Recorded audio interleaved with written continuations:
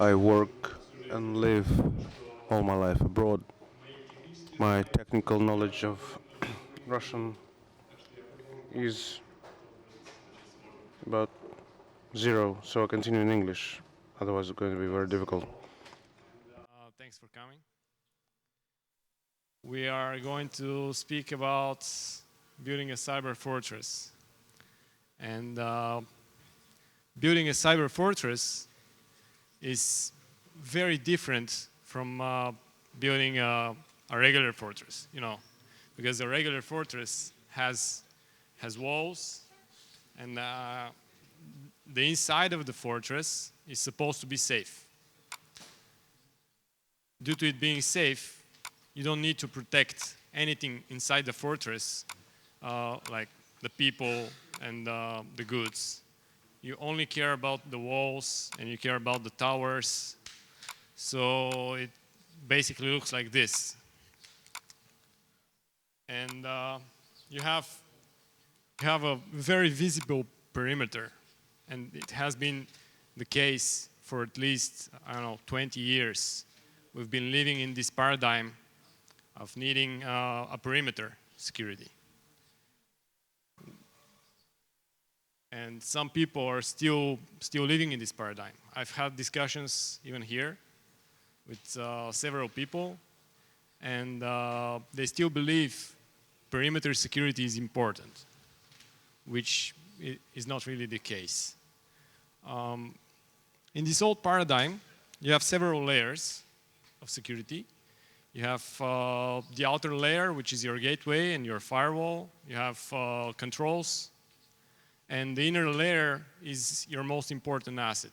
Usually that's the data.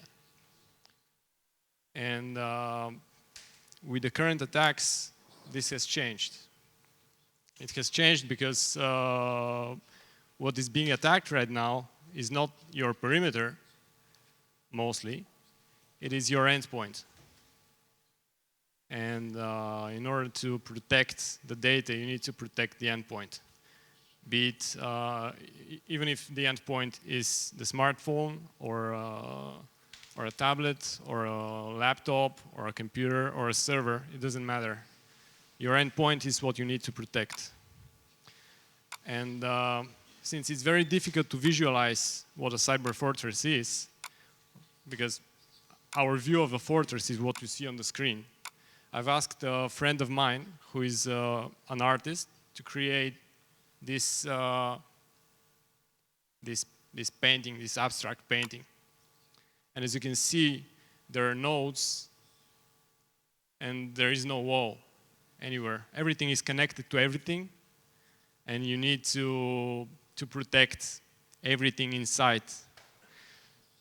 There are nodes which are compromised on this picture.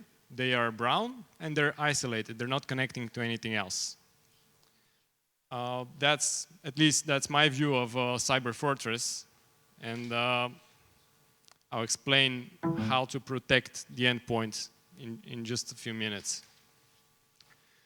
In the old paradigm, in the idea of a normal fortress, in order to breach the security, you had to invest a significant level of resources. You had to invest at least 3 times the manpower to breach the wall. Today, even a single guy somewhere across the globe can penetrate your defenses with a cheap exploit, get all of your data, get out of your perimeter without you even noticing. So the price has changed, and what we need to do is we need to increase significantly the price of exploitation. To increase the price of exploitation, we have to protect the nodes in a way which is non-standard. You cannot rely on antiviruses. I'm sure all of you know that. And it's very difficult to rely on intrusion detection systems because they only look for patterns which are known. Heuristics and anomaly detection, unfortunately, is still not ready. And In this case, we need to harden the systems in unconventional ways. This presentation is focused only on that.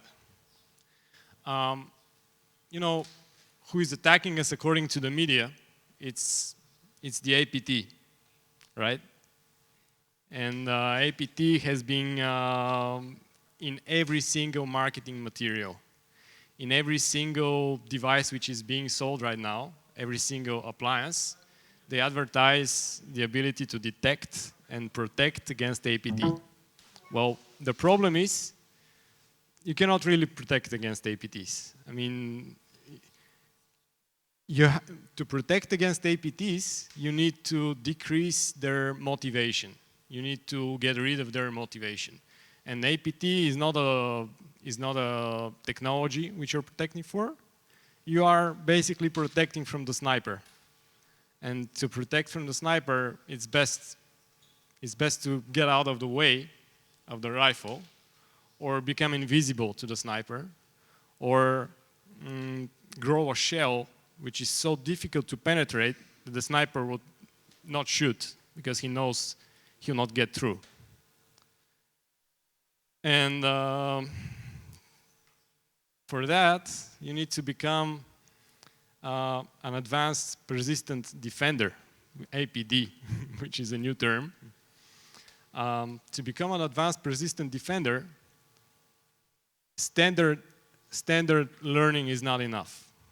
And standard education, which you get in the university, is definitely not enough. Because the guys you're fighting against are people who educate themselves day and night. They share knowledge day and night. They study new techniques all the time. And they didn't learn that in the university. In order to become an advanced persistent defender, you need to act in the same way. And you need to learn different kind of knowledge from what you can get from study books. But, right, so this is the foundation. The foundation is just several books, a few books, which I recommend, which will lay the foundation of your growing as advanced persistent defenders. Of you being able to build a cyber fortress, you need some strategy knowledge, and the strategy knowledge is your base. Even though it's not technical, even though it's not fancy, but it's your base. Without a base, it will be very, very difficult to build on. So, the art of war. Many of you have heard about the art of war. It is laying the foundation of making a proper balance of power, of knowing when to attack, when to defend and when to flee, how to build your defenses. The art of war has been known across the hacker community for probably 20, 30 years, very well known. The two books following after have not been so known.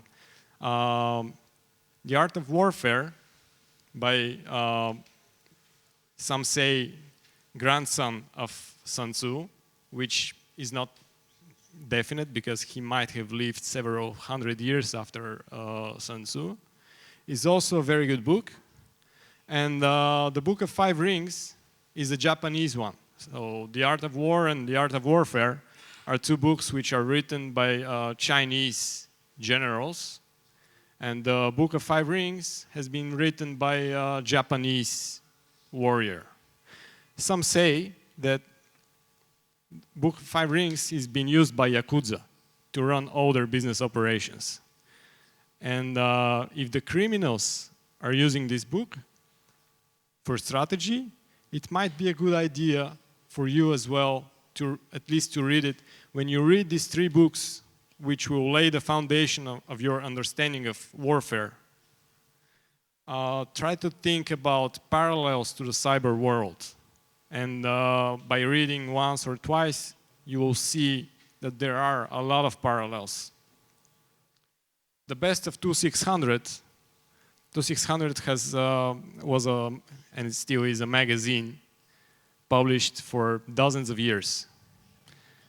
And by reading the best of 2600, you will lay a very good foundation for yourself, a very deep understanding of the whole history of cybersecurity.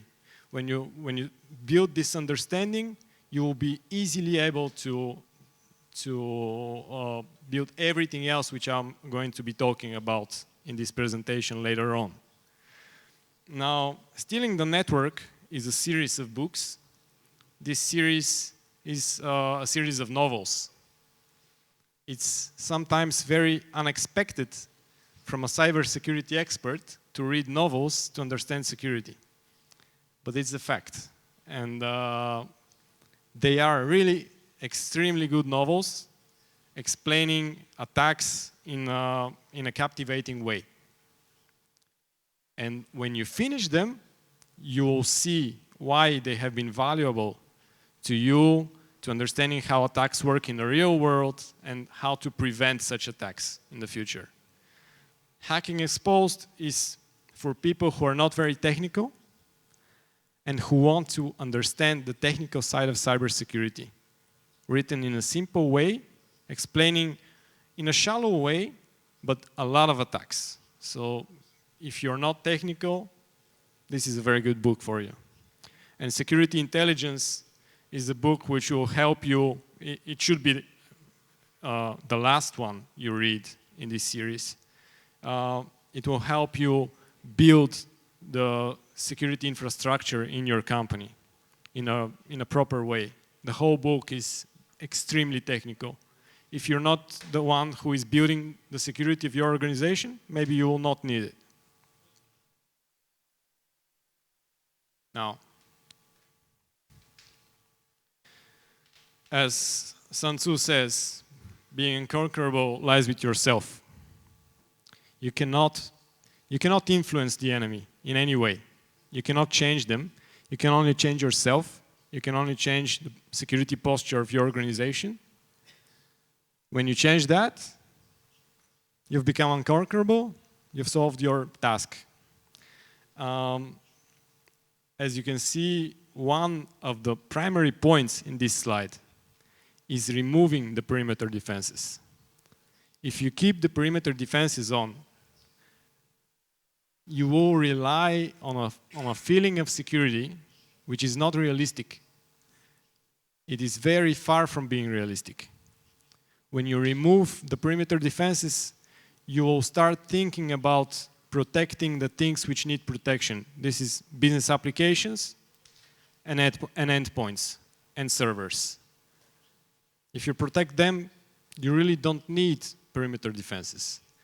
Two companies that I know of have done this. The first company is Google, and the second is Coca-Cola. I've not heard of any other big name which has successfully removed perimeter defenses yet. But with two great examples, two very big companies, two very complex companies, I don't know, probably much more complex than any of us will ever work on. If they were able to do it, it should be very achievable for us as well. And I'll try to explain how they did it based on a white paper which Google published. Right. So Google, removing the perimeter defenses, they rely on several infrastructure elements. One of the primary infrastructure elements is their CMDB, Configuration Management Database. Their Configuration Management Database consists of several other configuration management databases for all the operating systems they have in place. But they have one meta CMDB which contains information from all of these databases. This gives them information about all devices. They also have a metadatabase of all their users, and the two databases are two key points in their new infrastructure.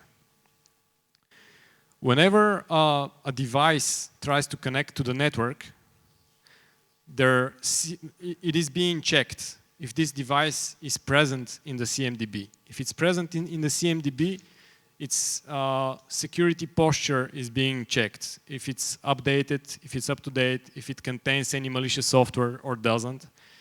And if everything is fine with the device, then a certificate from this device is being presented to the access proxy.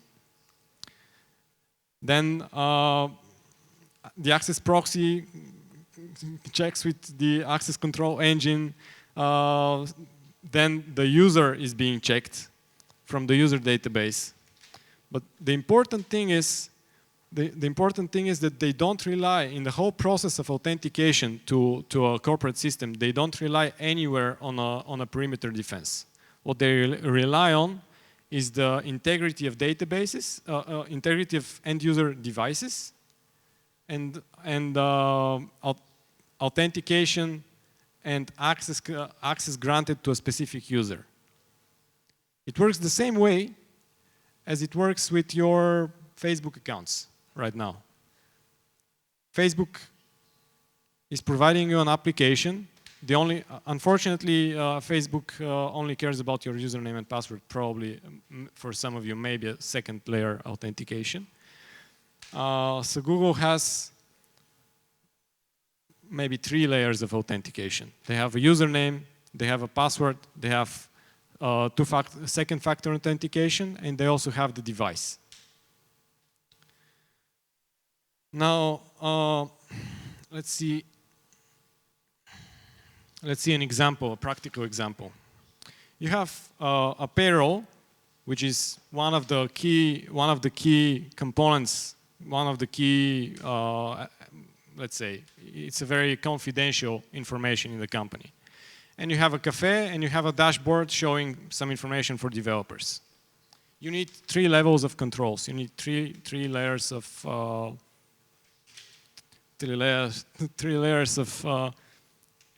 permission. For the payroll, you need to have device authentication, user authentication. You need to ensure that the device is actively managed. And also you need to ensure that the patch level is up to date. Well, this is all good. For the dashboard, you don't need such stringent checks, of course. And for the cafe menu, you only need to authenticate the device. And it's a very complex system. And there are several challenges here let's say, for us to build such a system. For us, the challenges would be in building the CMDB, ensuring it's up to date. And there are not many systems currently on the market. Google wrote their own with the help of Puppet. Let's look forward to Google making this system open source. Yeah, currently this is not available, but we'll be able to build it in a few months, I hope, when Google makes it open source.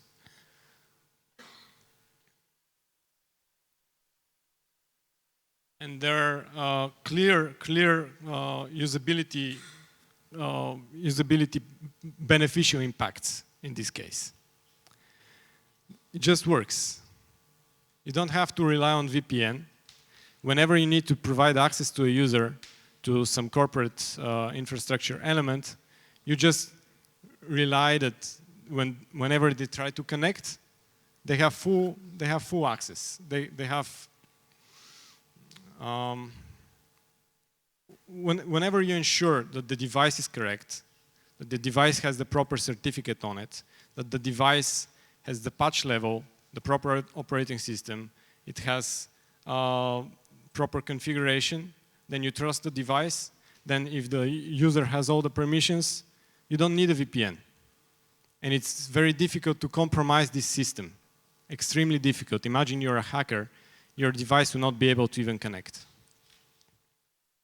But let's say it's best for you to review this very detailed white paper on your own, because this is not the focus of this presentation. the focus of this presentation will be on what can be done today. What can be done today are other things which are not even mentioned on the Google white paper, and that is exploit prevention, that is hardening, and I will show you hands-on what needs to be done and how it needs to be done.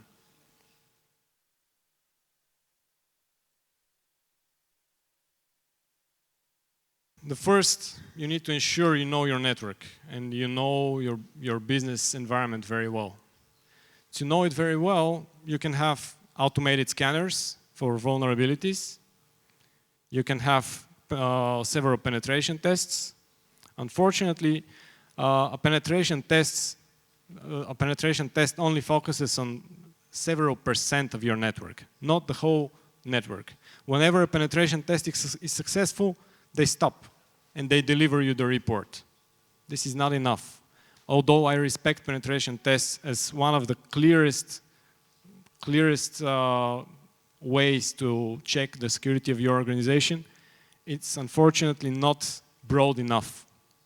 To have a broad picture, you have automated scanners, but it is best to run manual assessments. For manual assessments, I recommend CSET. A CSET is a tool developed by the Homeland Defense Organization of the States.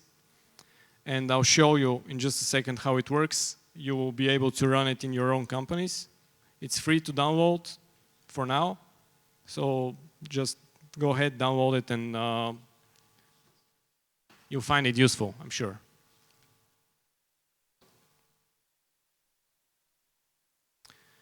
Right, CSET. I'll just spend a couple of minutes on it.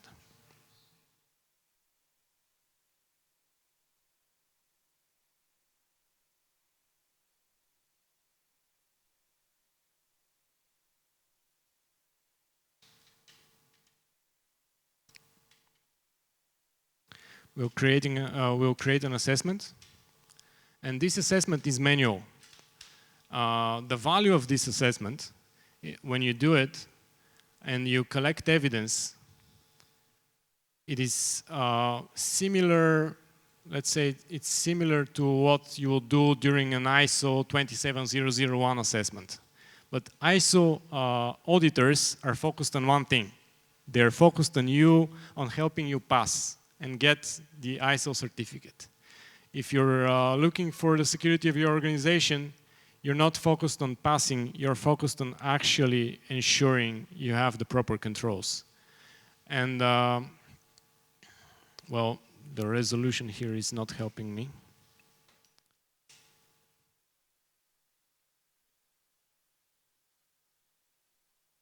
Just a second.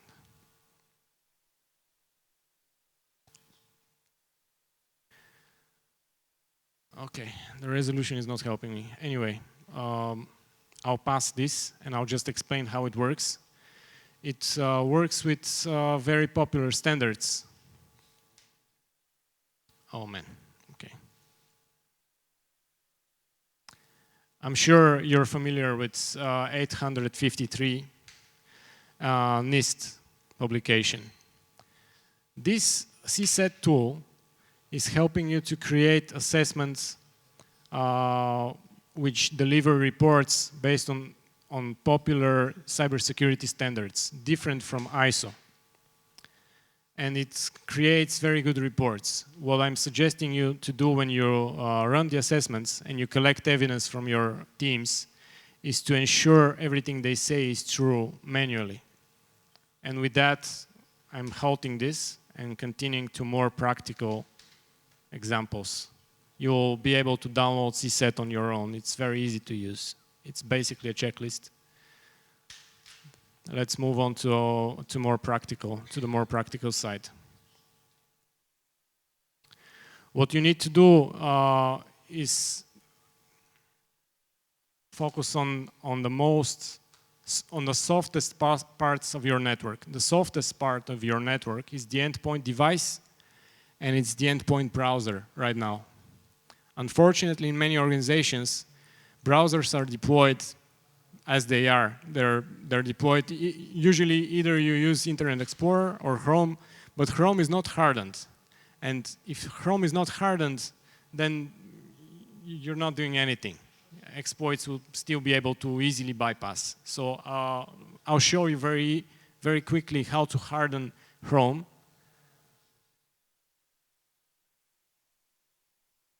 Let's go to, oh, I forgot one thing. Everything I'm talking about, every single idea I'm sharing now is written in a book. The book which I wrote and which will be given for free at the end, you'll get a free copy. So it's a very broad topic, many broad topics. They're very difficult to cover in a in 1 hour. It's impossible. So if I miss anything, it will be in the book, and you just download the book and use it. So let's move on. Chrome hardening. First, to harden Chrome, you need to deploy it properly. The only deployment guide which I found good enough is the NSA deployment guide for deploying Chrome securely. Let's just go through the configuration options in the group policy for Google Chrome.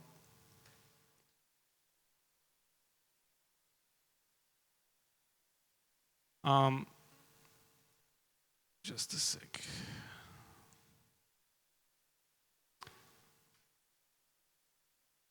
This is the most important setting, is allowing running plugins which are outdated. You should disable this setting. It should be disabled. Whenever you have Flash or Java or any other plugin which is outdated, this policy directly disables it, and an exploit will not be able to use it. Then we have two very handy options for creating a whitelist and a blacklist of URLs. We all know that blacklists are useful. Whitelists are very difficult to administer, but still, having a whitelist of URLs is the most secure best practice to run, to allow users to browse the internet. I know it's very difficult to administer, but once you create a baseline with a whitelist, it gets much easier. So if you run statistics on your network, if you run statistics for a month and add the sites you trust to the whitelist, then it's much easier to add new URLs to the whitelist whenever somebody wants to visit it, wants to visit the website. This is best achieved with a web proxy. And when you buy a web proxy or when you configure a web proxy, it is best to select an option for automatically notifying the administrator whenever somebody tries to access a URL and it's not in the database. The user can just click add this, I want to request permission, it gets sent to the admin. But without a whitelist, it's very difficult because now we have malvertising, we have hacked sites, you have exploit kits, and it's very, very, very difficult to maintain the security of your organization if your web browsing is not secure. I'll show you how to create a whitelist with Chrome, just with group policy. And this is with these two settings. Block access to a list of URLs and allow access to a list of URLs. If you want to create a whitelist, you block everything by creating a policy here. And in the list, you just enter an asterisk. That's it. Now all URLs are blocked. And to allow a list of URLs, you just list them here. You have up to 1,000. This is not applicable for all situations. And it is it is applicable in only the most sensitive of environments. But I'm just showing that it can be done with group policies, and it's best done on your web proxy. This is just to show you that it's possible on the group policy editor. Right. There are many other settings here which I don't have the time to discuss. All of them you will be able to find in the NSA deployment guide for Google Chrome. Now, Google Chrome needs to be protected from malvertising. Your browsers, your users need to be protected from malvertising. To protect from malvertising, you can use your web filters ability to block advertisement, but you can also use a plugin or extension here, which is uBlock. The reason I'm recommending uBlock is because AdBlock has signed agreements with 300 ad networks to whitelist them and still allow them. So if any of the 300 networks is allowed and is compromised, then your usage of ad blocking plugin is meaningless. uBlock has no such agreements, and uBlock has much more options, which I'll show you now.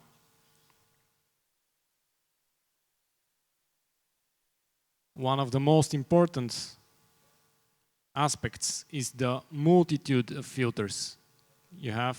As you can see, there is also a Russian filter. Why is this important? It's important because from my experience, a lot of incidents happen when malvertising is used. And the most effective way to block malvertising is to block ads. It's a very simple solution, extremely simple solution, and it is extremely effective solution. If you enable malvertising blocking in your company, if you block ads, you will get rid of 10 to 30% of all security incidents, which is a really high number, and it's a really cheap solution from an effort perspective. And it will be really a shame if you don't implement this. Now, another plugin is uMatrix. And when you visit I don't think I have internet here. But when you visit a URL, you'll be able to, if something doesn't work, you just whitelist it by clicking here. And it is for technical users. It's not for deploying across the whole enterprise. But I recommend it for you if you care about your own safety and protection. Just use these two plugins. They'll get rid of malvertisement very effectively. Next, we want to protect Flash. And Flash, in 99% of the organizations, is not hardened and is not protected in any way. Let's hope it is being updated. But I'm sure in many organizations it is not. But let's imagine a dream world where your company is updating Flash constantly. Let's improve the situation by also hardening Flash. And you do this by following, this is also in the book, but you follow a guide which is by Adobe for hardening Flash. What you do is you go to Windows System 32 Macromedia. Let's just find it. Flash. And there is a configuration file which by default on many systems does not exist. So you just edit it. And the only setting which is usually present is silent auto update enable. What I'm adding here are these settings which are all mentioned in the Adobe administration guide for Flash, which effectively when your Flash plugin is compromised by exploit, usually the exploit tries to download a file, even if it's a JPEG or something else, then on disk it decrypts the file and executes it. If you disable the functionality to download files in Flash, if you disable the functionality to use sockets, and if you disable access to the file system to Flash, then you get rid of a lot of exploits. And this is very useful. And I really recommend that you harden Flash. Next, we have whitelisting. Of course, it's good to have, most likely you will not be able to implement it due to the administration costs. But if you implement a secure deployment as in the NSA guide, you'll be fine. Now, my best friend is Emmet. Emmet is my best friend because it's easy to administer and it's a very cheap way to increase the cost of exploitation. Because there are bypasses for Emmet. There are some companies like Offensive Security and others who have developed bypasses for Emmet. But to bypass Emmet is very difficult. And most exploit writers, most exploit kits do not contain ways to bypass Emmet. Emmet is a very small application. It's, in most cases, it will not crash your systems. If it happens, I'll show you how to troubleshoot it. It's very easy. Oh, let's go to the Emmet administration, if I have my mouse.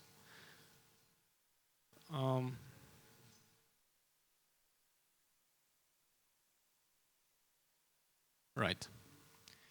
By default, when you install Emmet, it will be in the recommended security settings. As soon as you install it, you can change to maximum security settings. For me, I have not found big impact. Then, if an app crashes, by default, this is all you need to do. But if an app crashes inside your network, some user complains that, let's say, Internet Explorer crashes all the time for them, and it displays the Emmet pop-up, or Word crashes for them, or anything else crashes for them all the time, it's caused by Emmet, by incompatibility with your antivirus, then you just go to the app settings, and in your event logs, you will see which protection for this specific user is triggering the crash. You just uncheck this protection, leave all the other protections on, you'll be fine. If you're not able to, you just find the protection which is causing the crash on this particular system and uncheck it. Just do it on a case-by-case basis, because on 95% or 99% of your organization's computers, you will not have any crashes. And it's best to leave all protections on. By now, hopefully you've got rid of malvertising. You got rid of exploits to a large degree. And it has been very cheap. It's been done by just deploying Chrome, just deploying a couple of extensions, and Emmet. This, in a practical situation, takes, for a 1,000, 2,000 employee network, it takes 2 weeks of work. With testing, with proper testing. Right. Next is software restriction policies and app locker. With SRP, you can easily block several attack vectors. You can block execution from removable drives with a single policy setting, and you can block execution from temporary locations. By blocking execution from temporary locations, everything which is getting downloaded by an exploit on your browser and tries to execute, it will be blocked by a simple policy setting. Let me just show quickly how it's done. So in the group policy editor, you go to Windows settings, security settings. Again, this is all in the book, just in case you miss it. Software restriction policies, additional rules. Oh, which system is that? Okay. Now, I have 2 sets of policies. One set is for the admins, and the other set of policy is for the regular users. This is needed because you cannot block all installations. And if you block execution from temporary locations, the installations break. So what you need to do for your regular users, you need a software restriction policy which is blocking most of the things. And for your admin users, you're blocking almost nothing. And to do that, you create 2 sets of policies. To create the 2 sets of policies in an enterprise environment, you would create 2 organizational units or 2 groups. in a local environment, in a work group situation, like in my virtual machine, you need to run MMC, add a new snap-in, add the group policy object, then you browse and you select in the users non-administrators.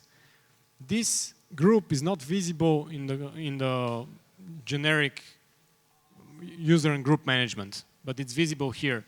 So in order to see the non-admin group policies, you select this.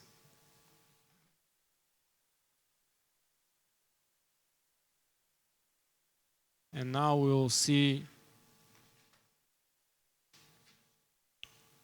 all the additional rules. You see, I'm blocking all temporary locations for non-admin users.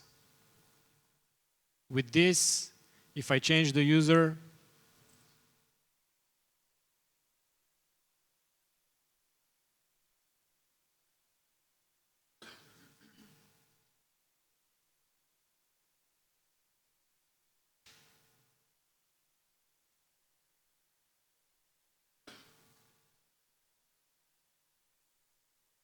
oops. If I change the user, I can still execute applications which are allowed, but I cannot execute any installers or anything which tries to write in the temp folder. Unfortunately, I cannot see the installer I had here, but if I had the installer here, it would not run anyway. You know, live demos. I see that I have only 15 minutes. And for 15 minutes, I'll show you the most important part of this presentation. Everything else is still in the book. The most important part of this presentation is sticks. If you're not familiar with the concept of security technical implementation guides, you should get familiar, because this is the most important part of this talk. Sticks are being developed by Defense Information Systems Agency of the States. Unfortunately, no other country, no other organization has spent the effort which DISA has spent. And sticks are basically, imagine all of your corporate systems, all operating systems, all switches, all routers, everything. Every single setting which is capable of improving the security of this device or application or an operating system is detailed in the security technical implementation guides of DISA. They're XML files, and I'll show you how to work with them in just a second.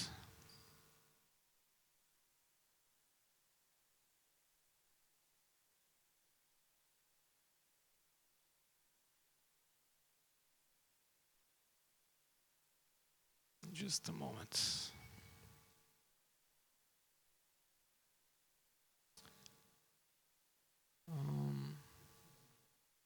Oh, this is a shame. All right.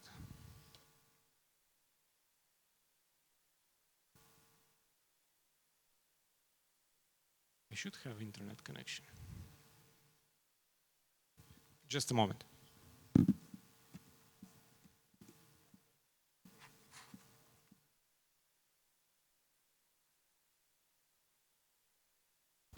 All right. I should have had the viewer here, but it has been wiped by snapshot. Give me just a moment, I'll download it quickly in 1 minute.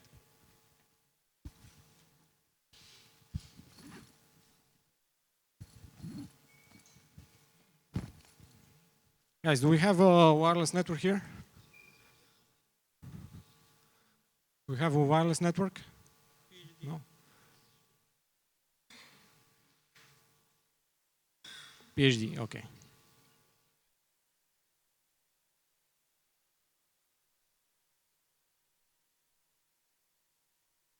Limited connected, cool.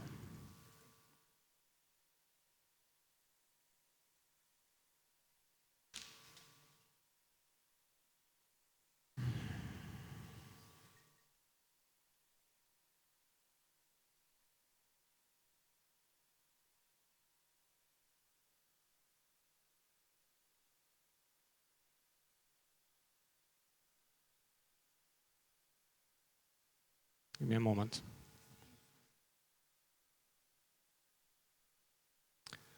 While I'm searching for it, I'll just explain quickly. The sticks are XML documents which you can view with the stick viewer. Everything I'm trying to explain now, which crashed now, everything is explained in the book, which you'll get a free copy at the end of the presentation. Sticks, you work with them by in two ways. There is an online stick viewer, which has all the sticks online. Then you download an Excel file. Let's say you want to protect Chrome or you want to protect a router. You go to the stick viewer and you see all the security settings. You export them to an Excel spreadsheet and you give them to the network team or Windows admin team or whoever is taking care of the device. They create a template which is applied to all your devices, or it's done manually. But in all cases, using a stick is the most effective way to harden a system and to harden every single setting inside. I've not found anywhere a way to harden a system better than using a stick. Right, it seems that I got finally. Oh, not really. Internet access is sketchy. Anyway, it's in the book. I have 10 minutes. Just read about sticks in the book, okay? Further hardening. Consider that on your workstations and on your servers, you have executables which are not needed. These executables, though, are very useful during a compromise. And the most useful of them is PowerShell. If you get rid of PowerShell on all systems which don't need it, then you get rid of, let's say, some people call PowerShell post-exploitation framework. And there is a reason for that. All of these executables, again, the list is in the book. All of these executables are used during a compromise. If you delete them, and whenever you need them, you can bring them on an external device or on a network share, then you get rid of ways for an attacker to make their life easy, you make their life difficult. For patching, it's best to use the CVSS patching policy, not just rely on patching on your own ideas of patching. If you Google CVSS patching policy, you'll see what I'm talking about. Is a preference of speed of patching depending on the exploit criticality. Honeynets, honeypots, encryptions, and cloud providers. Now, adding smoke and mirrors and making yourself invisible and creating intelligence for understanding attackers is done with honeynets and honeypots. To understand how attackers are compromising your network, it's best to run a honeynet and a honeypot. And when you run them inside your network and monitor what is happening in your honeypots, you will gain intelligence which is in some ways better than buying a subscription intelligence for your SIEM solution. Now, you need to differentiate. Besides everything else I've talked about until now, you need to differentiate among your infrastructure elements. In order to make the life of an attacker much more difficult, for example, you might want to not use a certain vendor for your firewall or a certain vendor for your router, because we all know that some vendors recently became known for placing backdoors into their systems. I'll not mention any names, but a good alternative for routers, for example, is BSD Router Project. By performance, and of course, it cannot be as high performing as other products. You basically need twice as powerful the processor. That's it, and a little bit more memory.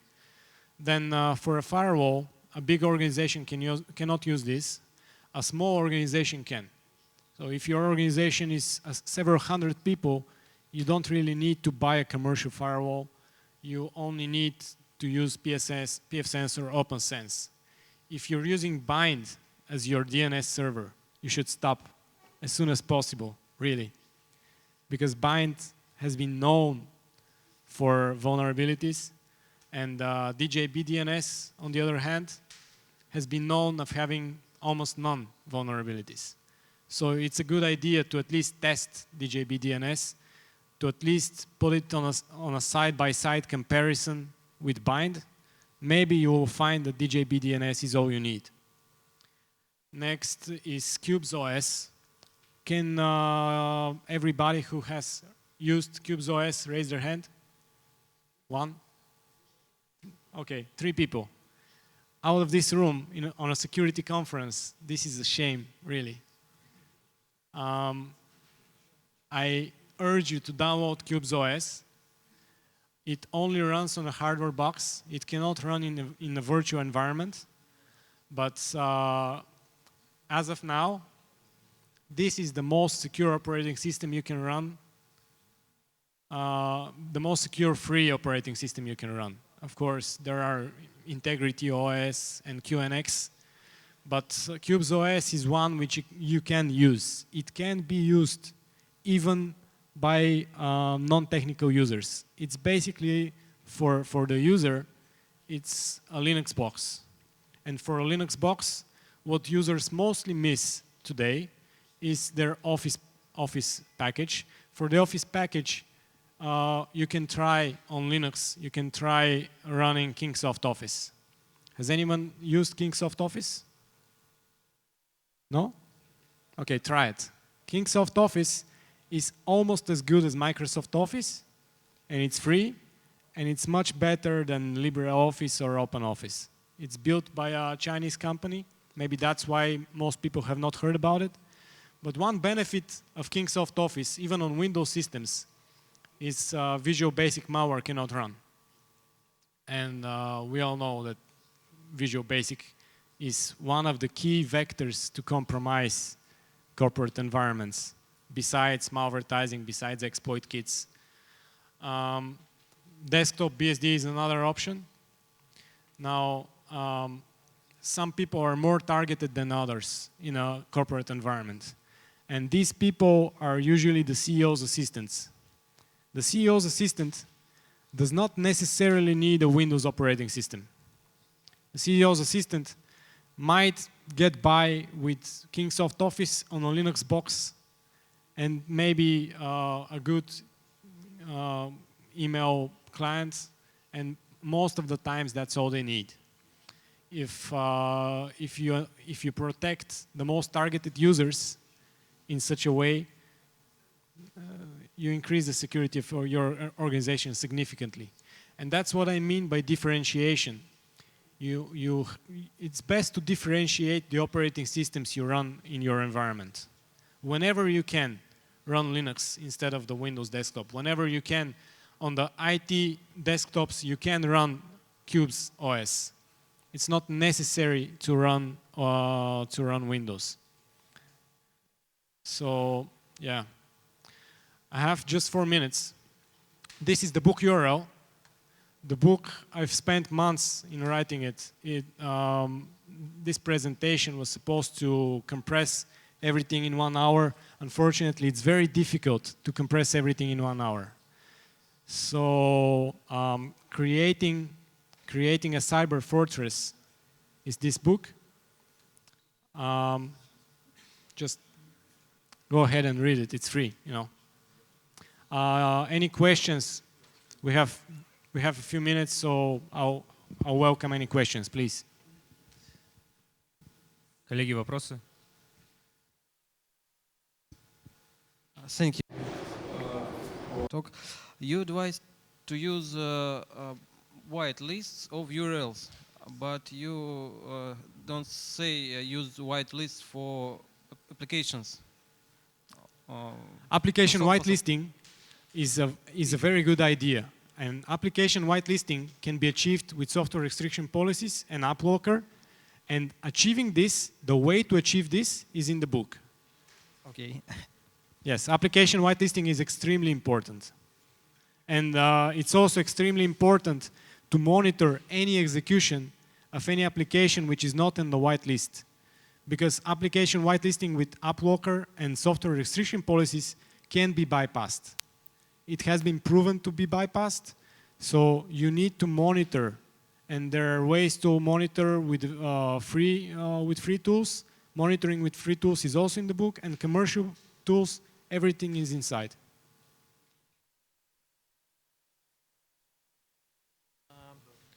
Можно на русском, да? Да, можно на русском. Я просто... Can we talk Russian? Yes. Thank you very much. You've collected many thoughts into one piece. Question. Have you seen, could you implement this, well, you mentioned about into one enterprise? Yes. Yes, this has been implemented. I've participated in such implementations. How to convince your management to implement these ideas and ways to communicate your ideas to higher management are also in the book. So I've tried to help to cover everything which you might need inside. Your biggest challenge in implementation of all of these is convincing management that they can risk such implementation, because such implementations are risky. Application whitelisting is risky, web URL whitelisting is risky, and management is usually trying to avoid risks.